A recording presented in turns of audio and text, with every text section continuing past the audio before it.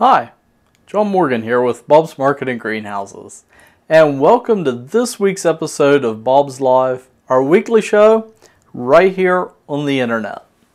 So to get things started off today, I wanted to take a look at what's happening right now at Bob's. So actually just this morning I went out and filmed what's happening at Bob's. I started off in our transplanting area and then moved on out to the greenhouse.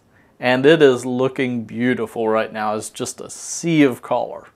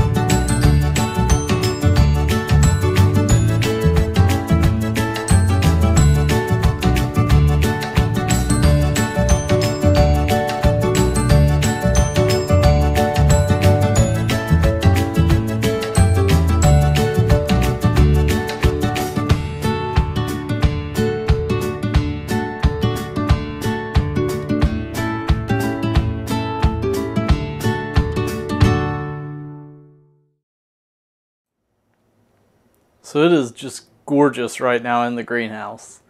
And right now I want to take a look at a couple of announcements. Actually just one announcement. And that is our spring photo contest. I've already gotten a ton of submissions for it, but it's still not too late to enter. Photos are due by Sunday, May 5th, so this coming Sunday. And you can email your photos to the email address askask@bobsmarket.com. And in your submission, be sure to include your name and address. That way if you win, we'll know how to contact you. And up next, I want to take a look at some helpful gardening hints and tips. So if you follow the newsletter, this week we were talking about caring for geraniums. And geraniums are probably one of the plants that we have that is the easiest to care for. I think it's kind of up there with marigolds and other kind of summer traditional plants. So geraniums are pretty interesting, and I actually filmed a video about caring for them, and in this video you'll find out that geraniums aren't really geraniums. So let's take a look at that.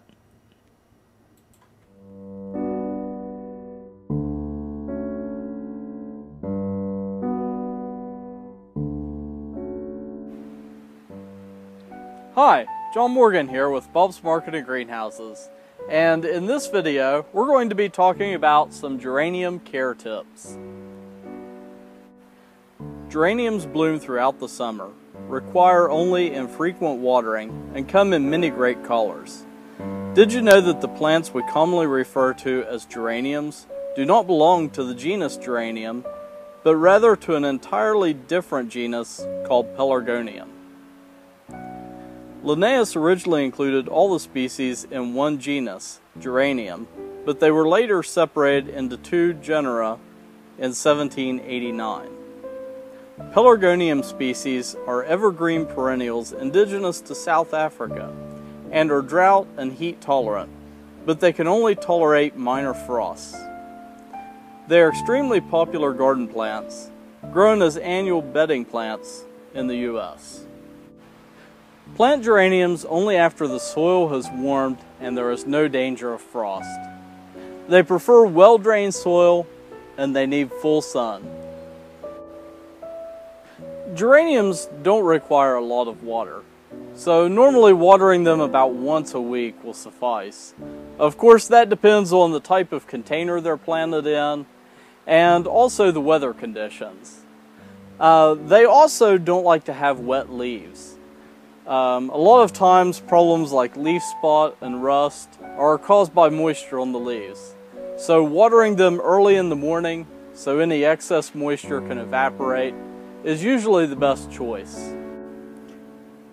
Watch out for insects around your geraniums. Caterpillars especially love geraniums. So if you see signs of caterpillars or aphids or anything like that, check at your garden center for a spray. An all-purpose liquid fertilizer every 2 to 3 weeks during the growing season will work best for your geraniums. Deadhead your geraniums to increase the blooms. Pull off dead leaves and past blossoms. This will also stop the spread of diseases such as gray mold, rust, and leaf spots.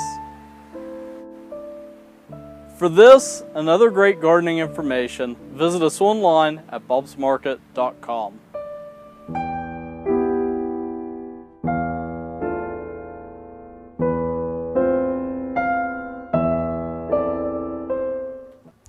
So those are some basic geranium care tips, and really that's all there is to taking care of them. They don't need to be watered too often, and as long as you plant them in well-drained soil and in full sun, they'll be pretty happy.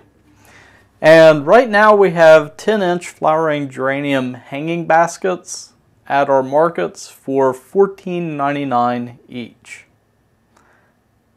And moving along, let's take a look at the weather forecast for the upcoming weekend and week. And really this is just beautiful weather right now to be out and in the garden. This weekend we are looking at temperatures in the mid-70s and getting down to the high 40s, low 50s at nighttime. So it's just gorgeous weather. And moving on into next week, on Monday we're going to be around 70 with a low of 52, but we are looking at some rain moving through Monday night.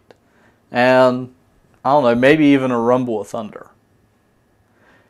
And then moving on later into next week, we can expect some thunderstorms, especially later in the week, like Thursday into Friday.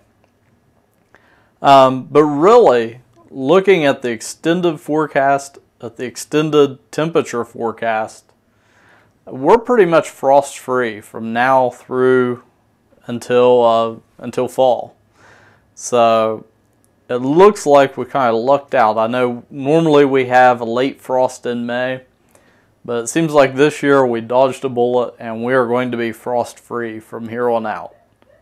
That is, if the forecast holds up. And speaking of forecast, let's take a look at the allergy forecast. And I know my eyes have been itching, and it's mainly because of grass pollen. And right now on our scale, we're at a 9.5 out of 12. And the main culprit at this moment is tree pollen. And if you look at the map, we're in the very high range on tree pollen right now. If you drive a dark colored vehicle and you go out and it looks like it has a layer of dust on it, most likely it's not dust, it's pollen.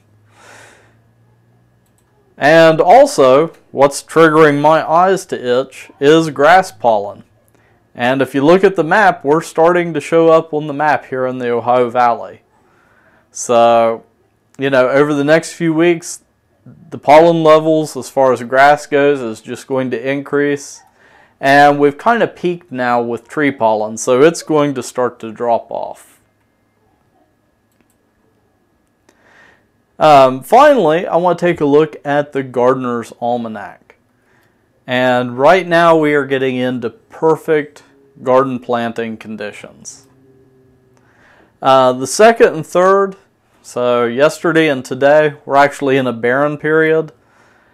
And the fourth through the 6th is going to be a great time to plant root crops, and it's also a good time to transplant.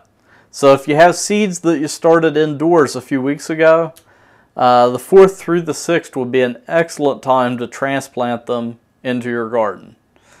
And then the 7th and 8th is another barren period, and then the 9th through the 11th is going to be perfect for above ground crops.